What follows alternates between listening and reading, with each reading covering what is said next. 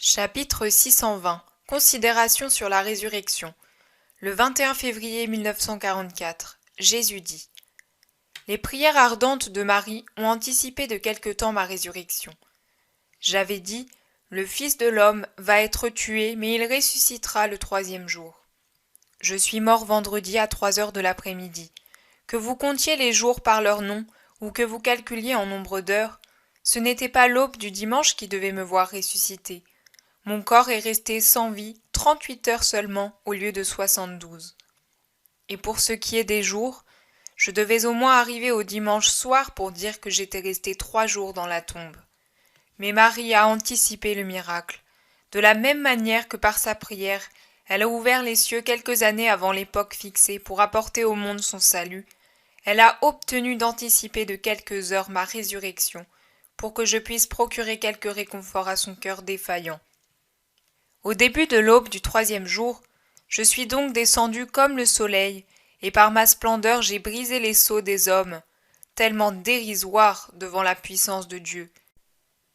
J'ai fait levier de ma force pour renverser la pierre gardée en vain, et de mon apparition, j'ai fait la foudre qui a terrassé les soldats inutilement placés là pour garder une mort qui était vie, que nulle force humaine ne pouvait empêcher d'être telle. Bien plus puissant que votre courant électrique, mon esprit est entré comme une épée de feu divin pour réchauffer la froide dépouille de mon cadavre. L'Esprit de Dieu a insufflé la vie au nouvel Adam, en se disant à lui-même : Vis, je le veux. Moi qui avais ressuscité les morts quand je n'étais que le Fils de l'homme, la victime désignée pour porter les fautes du monde, ne devais-je pas pouvoir me ressusciter moi-même maintenant que j'étais le Fils de Dieu, le premier et le dernier, le vivant éternel, celui qui tient dans ses mains les clés de la vie et de la mort ? Et mon corps a senti la vie revenir en lui. Regarde, tout comme un homme qui s'éveille après un sommeil dû à une extrême fatigue, je respire profondément, mais n'ouvre pas encore les yeux.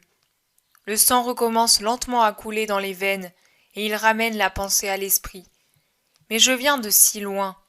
Regarde, comme dans le cas d'un blessé guéri par une puissance miraculeuse, le sang se remet à couler dans les veines exsangues, remplit le cœur, réchauffe les membres. Alors les blessures se cicatrisent, les bleus et les blessures disparaissent, la force me revient. Mais j'étais tellement blessé. Voilà, la force agit. Je suis guéri, je m'éveille, je suis revenu à la vie. J'étais mort, maintenant je vis.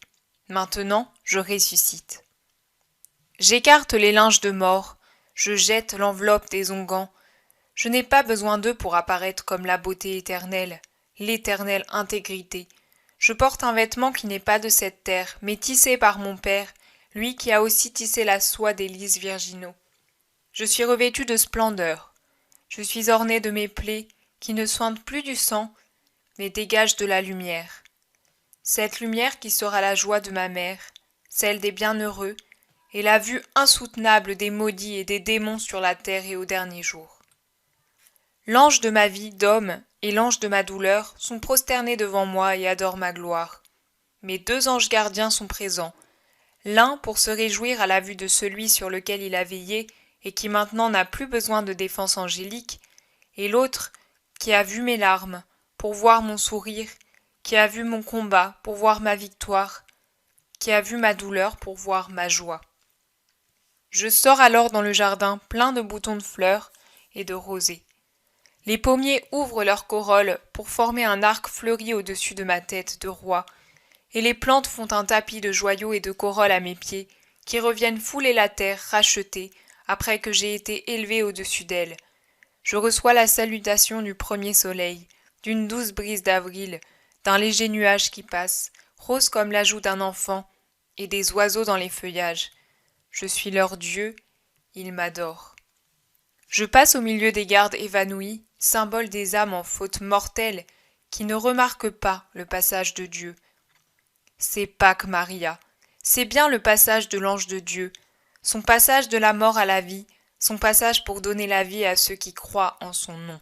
C'est Pâques, c'est la paix qui passe dans le monde, une paix qui n'est plus voilée par la condition humaine, mais qui est libre complètement puisque le pouvoir de Dieu lui est rendu.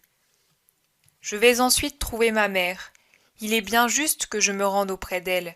Ce qu'il était pour mes anges gardiens doit l'être bien plus pour celle qui, en plus d'être ma gardienne et mon réconfort, m'a donné la vie. Avant même de revenir vers mon Père dans mon vêtement d'homme glorifié, je vais voir ma mère. J'y vais dans la splendeur de mon vêtement paradisiaque et de mes joyaux vivants. Il lui est possible à elle de me toucher, de m'embrasser, car elle est la pure, la belle, l'aimée, la bénie, la sainte de Dieu. Le nouvel Adam va trouver la nouvelle Ève. Le mal est entré dans le monde par la femme, et c'est par la femme qu'il a été vaincu. Le fruit de la femme a désintoxiqué les hommes de la bave de Lucifer. Désormais, s'ils le veulent, ils peuvent être sauvés. Elle a sauvé la femme restée si fragile après la blessure mortelle. Après m'être rendu auprès de la toute pure, il était juste que son Fils Dieu commence par elle, en vertu de son droit de sainteté et de maternité. Je me présente à la femme rachetée, Marie-Madeleine. Tel un chef de file, elle représente toutes les créatures féminines que je suis venu délivrer de la morsure de la luxure, pour qu'elles disent à celles qui viennent à moi pour guérir, d'avoir foi en moi, de croire en ma miséricorde qui comprend et pardonne, de regarder ma chair ornée des 5 plaies pour vaincre Satan, qui fouille leur chair. Je ne me laisse pas toucher par elle, elle n'est pas la pure qui peut toucher sans le contaminer le Fils qui vient au Père. Elle a encore beaucoup à purifier par la pénitence, mais son amour mérite cette récompense.